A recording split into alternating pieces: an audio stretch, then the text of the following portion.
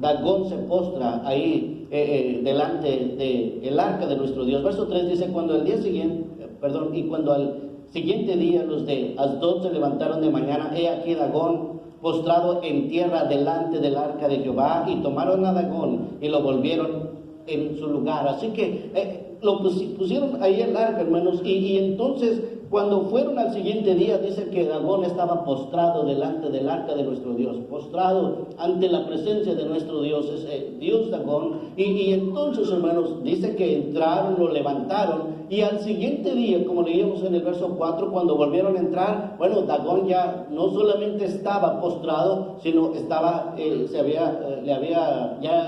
había cortado, estaba cortada las palmas y también el tronco, hermanos. Yo no sé si usted ha visto una imagen del dios Dagón alguna vez, no sé si saben. Es alguien que tiene como, usted ha visto las sirenas, ¿verdad?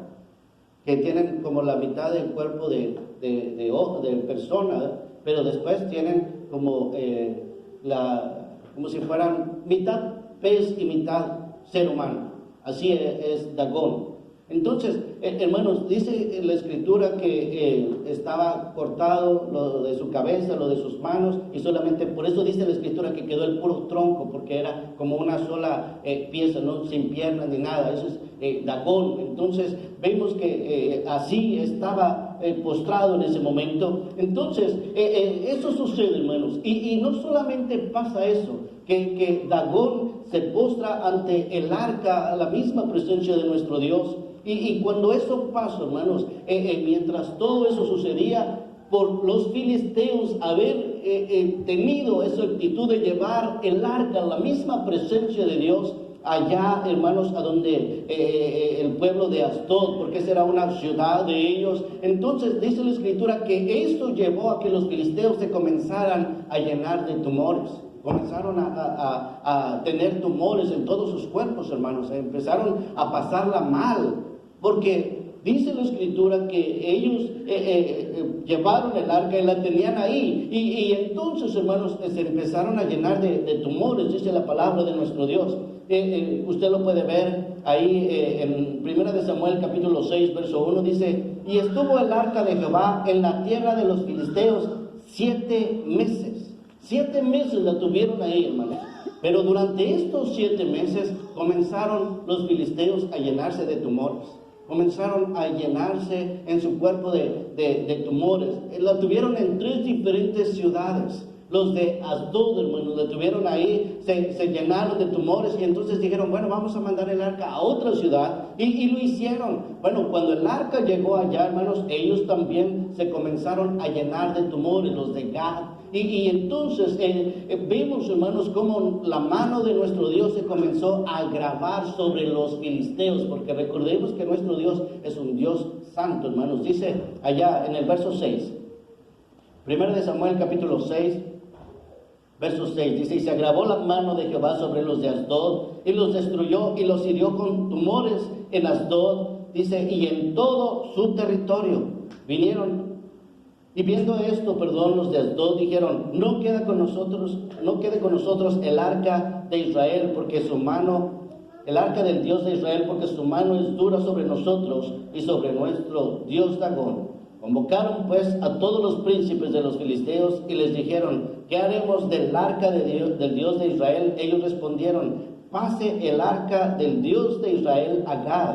Y pasaron allá el arca del Dios de Israel. Y aconteció que cuando la habían pasado, la mano de Jehová estuvo contra la ciudad con gran quebrantamiento, y afligió a los hombres de aquella ciudad, desde el chico hasta el grande, y se llenaron de tumores, dice la Escritura. Entonces ellos dijeron, fácil, pasamos el arca para allá y no pasa nada. Bueno, cuando el arca llegó allá, los de Gad también se empezaron a llenar de tumores. La mano de Dios estaba sobre ellos, ellos estaban afligidos en gran manera, y entonces dijeron, bueno, ahora la vamos a mandar a Ecrón, ahora vamos a mandarla a otra ciudad. Cuando llega el arca allá, para que usted lo vea allá, allá en el verso 9, aconteció que cuando la habían pasado, la mano de Jehová estuvo contra la ciudad en gran quebrantamiento, y afligió a los hombres de aquella ciudad, desde el chico hasta el grande, y se llenaron de tumores. entonces enviaron el arca de Dios a Ecrón, y cuando el arca de Dios vino a Ecrón, los ecronitas dieron voces diciendo: han pasado a nosotros el arca del Dios de Israel para matarnos a nosotros y a nuestro pueblo. Ellos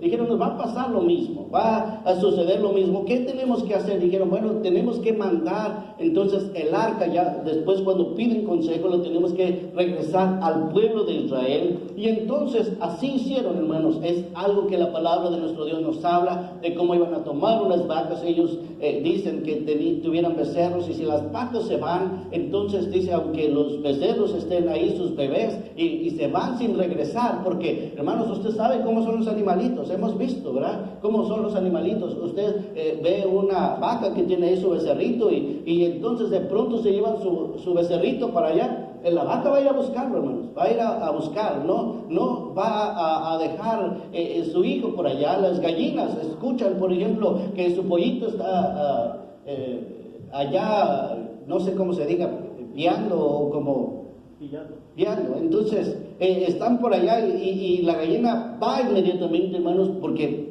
protege a sus hijos. Entonces aquí en este caso los consejeros de los filisteos dijeron: bueno, tienen que tomar unas vacas que tengan sus becerros, y las vacas se van y no se paran hacia la dirección del pueblo de Israel. Entonces realmente Dios ha traído todo este mal. Y si las vacas se regresan como si nada al escuchar sus becerros, entonces no viene de parte de Dios. Si usted ve y lee estos versículos, hermanos, usted ve cómo las vacas, dice que hasta iban bramando, no se regresaron, hermanos, iban hacia el pueblo de Israel. Entonces dice ahí en 1 Samuel capítulo 6, verso 10, y aquellos hombres lo hicieron así cuando ya se dio el consejo de qué hacer. Dice: tomando 2 vacas que criaban, las pusieron al carro y encerraron en su casa sus becerros. Luego pusieron el arca de Jehová sobre el carro, y la caja de los ratones de oro y de las figuras con sus tumores, porque ellos tenían que pagar en cierta manera con cada tumor que les había salido. Hicieron un tumor de oro y lo pusieron ahí en el arca. Y dice la escritura: y las vacas se encaminaron por el camino de Bet-Semes y seguían camino recto, andando y bramando sin pararse ni a derecha ni a izquierda. Y los príncipes de los filisteos fueron tras ellas hasta el límite de Bet-Semes. Los de Bet-Semes secaban el trigo del valle y alzaron los ojos y vieron el arca y se regocijaron cuando la vieron. Y el carro vino al campo de Josué de Bet-Semes y paró allí donde había una gran piedra, y ellos cortaron la madera del carro y ofrecieron las vacas en holocausto a Jehová. Y los levitas bajaron el arca de Jehová y la caja que estaba junto a ella, en la cual estaban las joyas de oro, las pusieron sobre aquella gran piedra. Y los hombres de Bet-Semes sacrificaron holocausto y dedicaron sacrificio a Jehová en aquel día. Cuando vieron esto, los 5 príncipes de los filisteos volvieron a Ecrón el mismo día.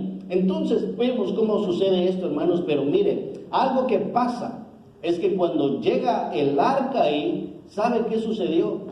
Ustedes, muchos van a recordar esto porque lo han leído, sé que han leído la escritura. Fueron y se acercaron al arca, hermanos, y comenzaron a ver el arca. No tuvieron temor de Dios.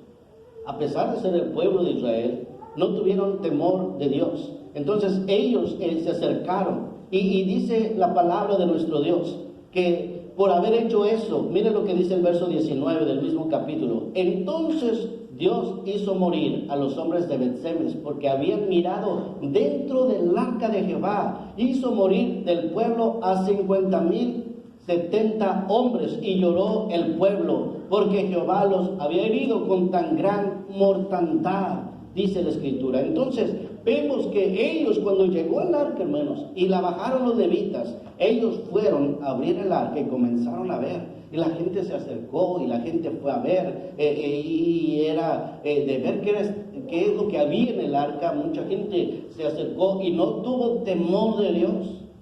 No tuvo temor de Dios, pues todos los que se acercaron a ver, todos los que se acercaron al arca, hermanos, entonces dice la escritura que murieron.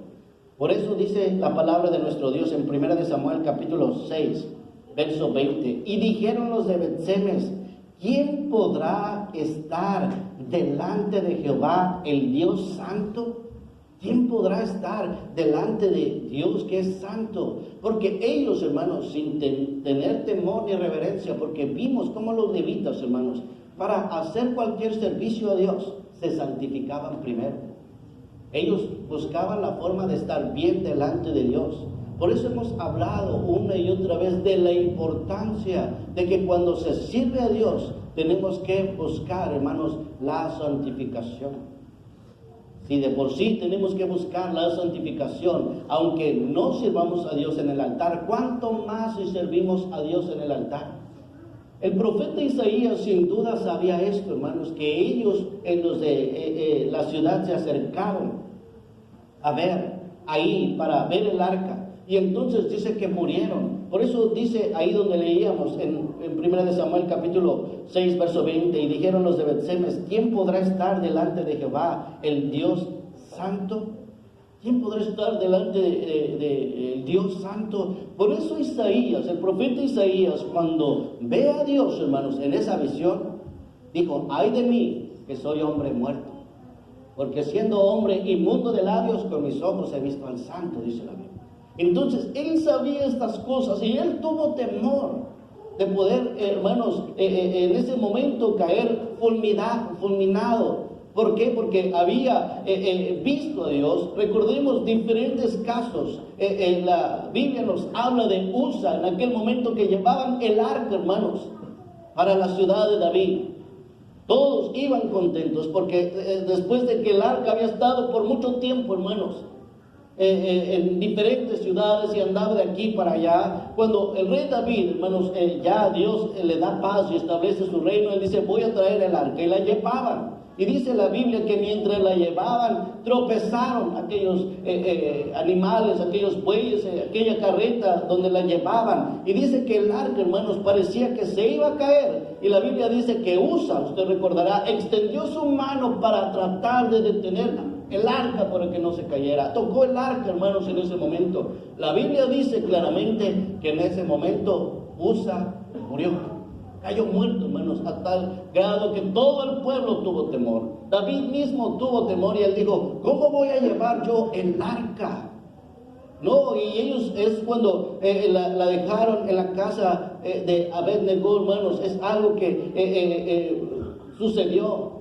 Algo que pasó. La Biblia nos habla claramente cómo por no haber tenido temor y haber extendido su mano y haber tocado el arca, dice la Escritura, en ese momento murió. Por eso cada uno de nosotros tenemos que entender que la Escritura nos dice allá en donde leíamos en la Escritura de comienzo, dice que como hijos obedientes no os conforméis a los deseos que antes tenías estando en vuestra ignorancia. No, porque el Dios nuestro es santo, hermanos. Tenemos que buscar la santificación. ¿Cuáles eran los deseos que antes teníamos estando en nuestra ignorancia? Como dice en Romanos capítulo 12, verso 1 y 2. Así que, hermanos, os ruego por las misericordias de Dios que presentéis vuestros cuerpos en sacrificio vivo, santo, agradable a Dios, que es vuestro culto racional. No os conforméis a este siglo, sino transformaos por medio de la renovación de vuestro entendimiento, para que comprobéis cuál sea la buena voluntad de Dios, agradable y perfecta. Lo mismo que nos dice allá Pedro, ahora nos lo dice el apóstol Pablo en Romanos capítulo 12. Dice que no os conforméis a este siglo, sino transformaos por medio de la renovación de vuestro entendimiento. Y vemos, hermanos, que en Tito capítulo 2 el apóstol Pablo nos da una lista de las diferentes cosas, hermanos, que antes tal vez teníamos o hacíamos estando en ignorancia, los deseos que antes teníamos. Tito capítulo 2, versos del 11 al 15. Porque la gracia de Dios se ha manifestado para salvación a todos los hombres, enseñándonos que renunciando a la impiedad y a los deseos mundanos, vivamos en este siglo sobria, justa y piadosamente, aguardando la esperanza bienaventurada y la manifestación gloriosa de nuestro gran Dios y Salvador, Jesucristo. Así que la Biblia es clara y nos dice, hermanos, que ya no podemos conformarnos a los deseos de este siglo, a los deseos que antes teníamos, porque nuestro Dios es santo. Ya vimos las consecuencias, ya vimos de las advertencias que hay a través de la Escritura. Si nosotros de pronto comenzamos a decir a lo bueno malo y a lo malo bueno, ya vimos las consecuencias. Por eso dice la Escritura claramente ahí que por la gracia de Dios, que la gracia de Dios se ha manifestado para salvación a todos los hombres. Pero dice en el verso 11, enseñándonos, dice, que renunciando a la impiedad y a los deseos mundanos, vivamos en este siglo sobria, justa y piadosamente, aguardando la esperanza bienaventurada y la manifestación gloriosa de nuestro gran Dios y Salvador Jesucristo. En otras palabras, tenemos que vivir de esa forma, hermanos, una vida sobria, una vida justa, una vida piadosa. Y mientras esperamos que el Señor Jesús aparezca en las nubes y nos lleve con Él, porque dice aguardando, o sea, en otras palabras, esperando. Claramente ahí, esperando, dice, en la esperanza bienaventurada y la manifestación gloriosa de nuestro gran Dios y Salvador Jesucristo, quien se dio a sí mismo por nosotros para redimirnos de toda iniquidad y purificar para sí un pueblo propio, celoso de buenas obras, celoso de las cosas correctas, de aquello que agrada a Dios. Dice, esto habla y exhorta y reprende con toda autoridad, nadie te menosprecie. Así que cada uno de nosotros tenemos que ser celosos de las cosas buenas, de buenas obras. Hemos hablado muchas veces que de pronto alguien puede decir, bueno, pero la salvación no es por obras. Eso es verdad, pero recuerde que la Escritura, ahí mismo, hermanos, por eso es tan importante escudriñar las Escrituras y esto que siempre quede en nuestro corazón. Es verdad que la salvación no es por obras, eso es bien cierto, pero si leemos el pasaje completo donde dice eso, hermanos, allá en Efesios capítulo 2, para que usted lo vea ahí, capítulo 2, verso 8, porque por gracia sois salvos por medio de la fe, y esto no de vosotros, pues es don de Dios, no por obras para que nadie se gloríe. Aleluya.